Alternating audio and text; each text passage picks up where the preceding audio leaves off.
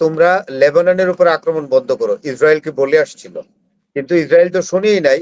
শেষ পর্যন্ত আপনার লেবানন ইরান একটা আলটিমেটাম দিয়েছে ইসরায়েলকে, যে বৈরুতের দিকে যদি আক্রমণ করো তাহলে আমরা কিন্তু অবশ্যই যুদ্ধে জড়াবো এবং আমরা ইসরায়েলের উপর আক্রমণ করব। কিন্তু সেটাকে অগ্রাহ্য করে এবং আপনার গত রাতে যেটা হয়েছে, সেটা গত পরশুদিনই বৈরুতে আক্রমণ করেছে। গত পরশুদিন, সেটা হলো আপনার হ্যাঁ স্যাটারডেতে, শনিবারে আক্রমণ করেছে, সেটা ইউরো নিউজ এবং বিবিসি কনফার্ম করেছে।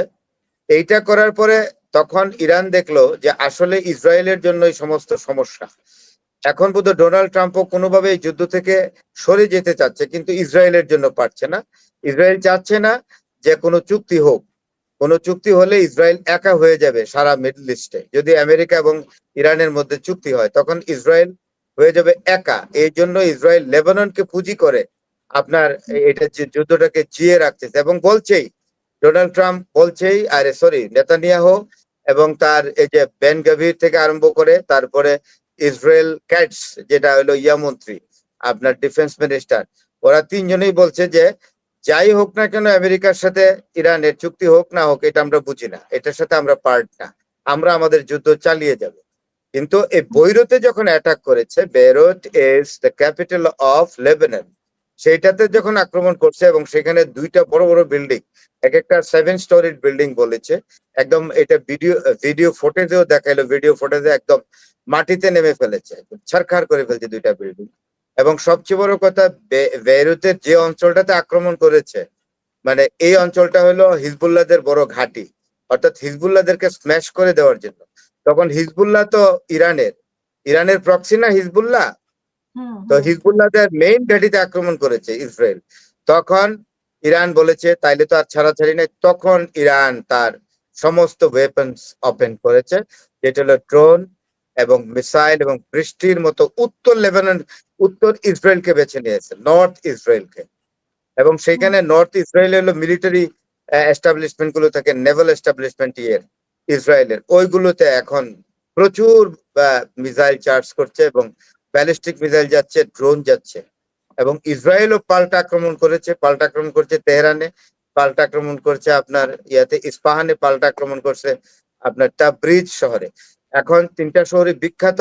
এখন ইস্পাহানের যে আক্রমণ করেছে, সেখানে ইস্পাহানে কিন্তু নিউক্লিয়ার এস্টাবলিশমেন্ট আছে এই ইরানের তিনটা জায়গায়, ইস্পাহান, ফর্দো এবং নাথান।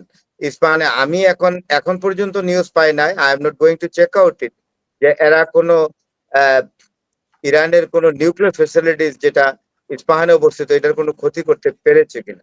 তবে উভয় পক্ষ আক্রমণ চলছে। ডোনাল্ড ট্রাম্প এইভাবে বলছে উভয় পক্ষকে থামার জন্য। আপনি আগুন লাগিয়ে দিয়ে এখন থামতে বলছেন?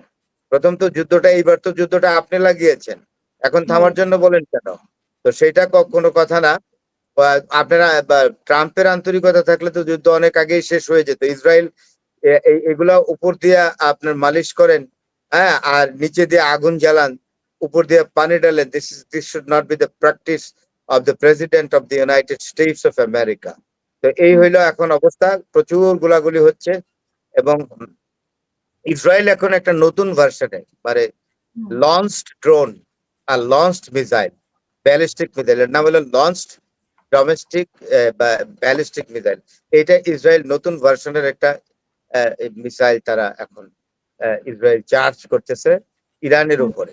তো যাই হোক, এখন যে পাল্টা যে মানে যে ইরান যে অ্যাটাকটা করেছে যেটা এবার, সেটা কিন্তু কঠিন। এখন বলে দুই ধরনের বলে, আপনার ইসরায়েল বলে যে আমরা আক্রমণের জবাব দিচ্ছি, কারণ ইরান আমাদের আক্রমণ করেছে। ইরান বলে যে নো, তোমরা বেইরুতে আক্রমণ করেছো কেন? ইসরায়েল বলে বেইরুত তোমার দেশ না। তো বলে যে না, আমার দেশ না, হলো মুসলিম কান্ট্রি এবং সেটা আমার প্রক্সি আছে, এখানে হিজবুল্লাহ আমার প্রক্সি, হিজবুল্লাহর মেইন ঘাঁটিতে তুমি আক্রমণ করেছো, সুতরাং তুমি আমাকে আক্রমণ করেছো। আমি বরং প্রতি আক্রমণে গেছি, তুমি না। আমি প্রতি আক্রমণে গেছি, তুমি প্রথম আক্রমণ করেছো। দিস ইজ দ্য ডায়ালগ আর কি, ফ্রম বিং এক্সচেঞ্জড। ইরান তো বরাবরই বলে আসছে যে তারা মানে লেবানন ছাড়া চুক্তি মানবে না, বিশেষ করে হিজবুল্লাহ। আবার লেবাননের ইরান বলেছে যে Lebanon must be the part of the peace deal. কারণ এখানে লেবাননকে আমরা যদি এখন লেবাননকে বাদ দিয়ে চুক্তিটা করে ফেলি আমেরিকার সঙ্গে, তাহলে এখানে হিজবুল্লাহ একা হয়ে যাবে। তখন ইরানিরা হিজবুল্লাহকে ইসরায়েলিরা হিজবুল্লাহকে অত্যন্ত মানে খারাপ ভাবে মারবে, প্রচন্ড ভাবে মারবে হিজবুল্লাহকে। তো হিজবুল্লাহ একা হয়ে যাবে না। চুক্তিটা যদি এটার সাথে পিস ডিলের সাথে যদি লেবানিজ একত্রিত হয় বা লেবাননকে যদি আনা হয়, চুক্তিতে অন্তর্ভুক্ত করা হয়, যেটা আমি বলতে চাচ্ছি, তাহলে তো আর হিজবুল্লাহদের উপরে ইসরায়েল আক্রমণ করতে পারবে না। দিস এটা will not be legitimate. Otherwise যদি আমেরিকা এবং ইরান চুক্তি করে ফেলে হিজবুল্লাহ এবং লেবাননকে বাদ দেয়া, লেবাননের যে আক্রমণটা এখন চলতেছে ইসরায়েলের দ্বারা, এটাকে ইনক্লুড না করলে তো হিজবুল্লাহ একা হয়ে যাবে। হিজবুল্লাহ তো মহা বিপদে পড়বে, ইসরায়েলকে একা ফেস করতে পারবে না। ধন্যবাদ।